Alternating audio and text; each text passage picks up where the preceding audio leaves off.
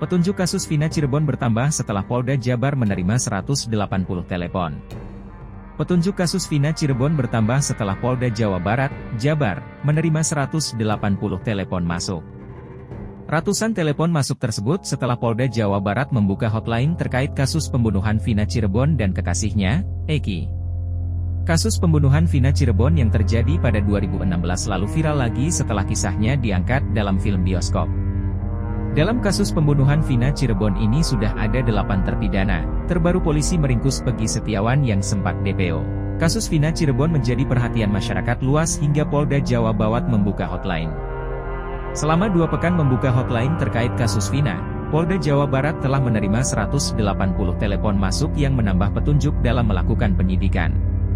Kadif Humas Mabes Polri, Irjen Sandi Nugroho mengatakan, hotline dan telepon yang masuk menandakan polisi transparan dalam menangani kasus Vina. Ia juga memastikan polisi siap dikritik dengan banyaknya telepon masuk dari masyarakat yang juga menyampaikan masukan. Pak Kapolri sering mengatakan kepada kami, kepada seluruh jajaran, polisi tidak anti kritik, polisi sangat transparan untuk informasi apapun.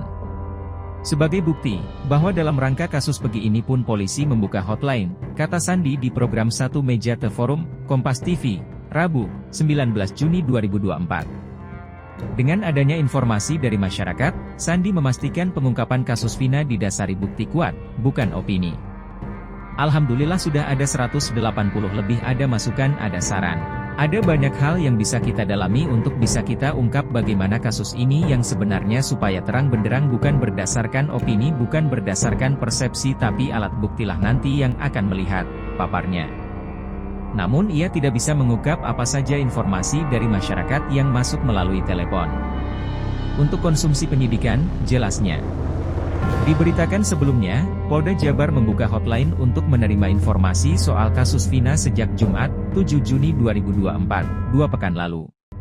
Saat itu, tujuan dibukanya hotline agar pembicaraan soal kasus Vina di media sosial tidak meluas tidak karuan dan hotline dibuka di nomor 0822 1112 4007. Polisi mengharuskan 2 syarat untuk bisa menyampaikan informasi via nomor telepon itu, yakni identitas yang jelas dan informasinya bisa dipertanggungjawabkan secara hukum.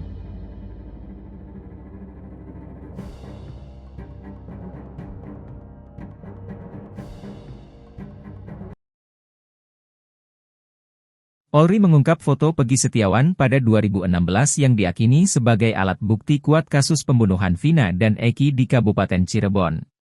Peggy Setiawan merupakan tersangka kasus Vina terakhir yang ditangkap polisi sejak kasusnya bergulir 8 tahun lalu. Penangkapan ini menimbulkan simpang siur karena banyak yang meyakini bahwa Peggy Setiawan bukan pelaku sebenarnya. Kendati demikian, polisi menyebut bahwa pihaknya telah melakukan penyelidikan dengan seksama dalam menetapkan Peggy Setiawan sebagai tersangka. Salah satu bukti yang ditunjukkan ke publik adalah foto Peggy Setiawan pada tahun 2016. Foto tersebut ditunjukkan oleh Kadif Humas Polri Irjen Sandi Nugroho pada Kamis, 20 Juni 2024. Foto tersebut menunjukkan Peggy Setiawan sedang memakai baju berwarna biru.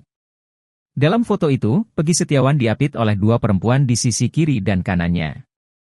Menurut Sandi, adanya foto tersebut menjadi bukti bahwa polisi menetapkan Peggy Setiawan sebagai tersangka kasus Vina bukan tanpa alasan. Lebih lanjut, kata Sandi, polisi meyakini bahwa Peggy Setiawan berusaha mengubah identitasnya. Sementara itu, ayah Peggy Setiawan, Rudi Irawan menjelaskan alasan anaknya itu diperkenalkan sebagai Robi bukan Peggy. Panggilan Robi yang disematkan pada Peggy bertujuan agar istri barunya tidak tahu bahwa itu adalah anaknya. Kala itu, Rudi Irawan menikah dengan perempuan di Bandung saat masih memiliki istri di Cirebon. Atas alasan tersebut, Rudi memperkenalkan Peggy sebagai Robi agar tidak ketahuan istri barunya.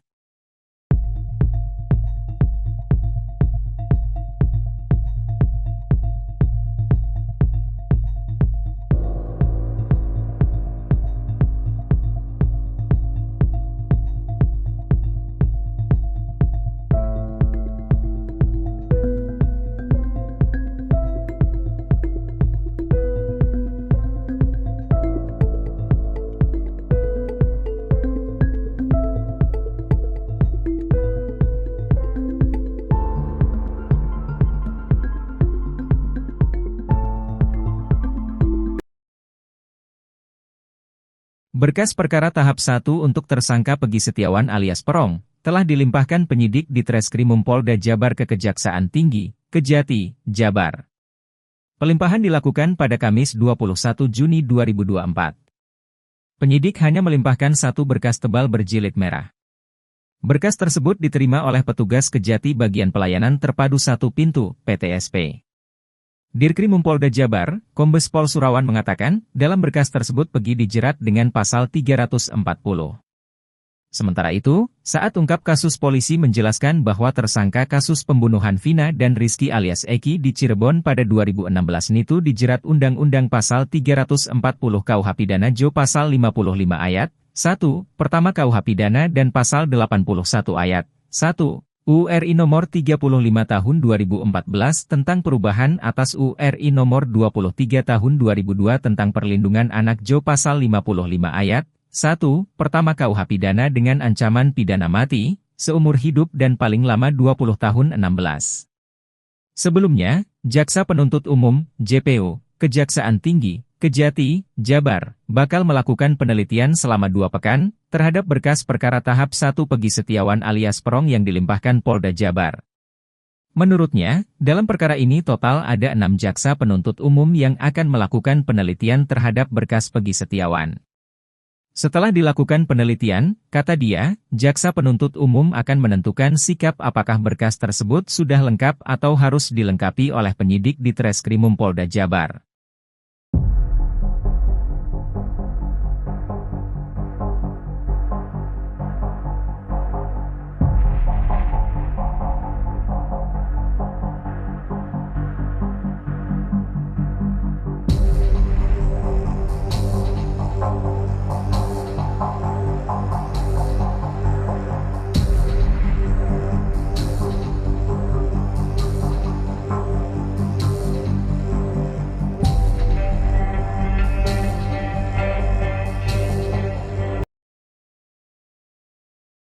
Kapolri Jenderal Listio Sigit Prabowo mengakui kecolongan dengan kasus pembunuhan Vina dan Eki yang belum tuntas.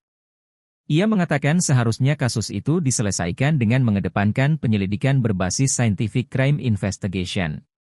Namun, kenyataannya, polisi tak memakai model itu karena sejak awal bukti-bukti terkait kasus tersebut minim.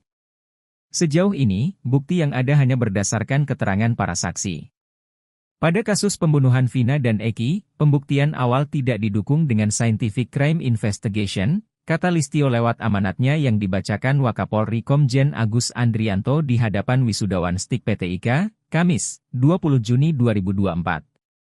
Pembuktian awal kasus yang tak mengedepankan Scientific Crime Investigation itu menimbulkan persepsi negatif di masyarakat.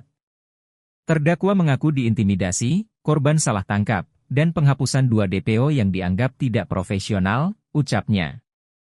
Kemudian, Listio mengingatkan para penyidik untuk mengedepankan hal tersebut saat menangani suatu perkara.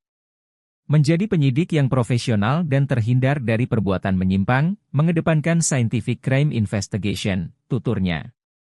Listio juga mengingatkan kepada penyidik untuk melakukan penegakan hukum secara transparan serta dapat dipertanggungjawabkan melalui penyidikan berdasarkan Scientific Crime Investigation guna mengungkap suatu perkara.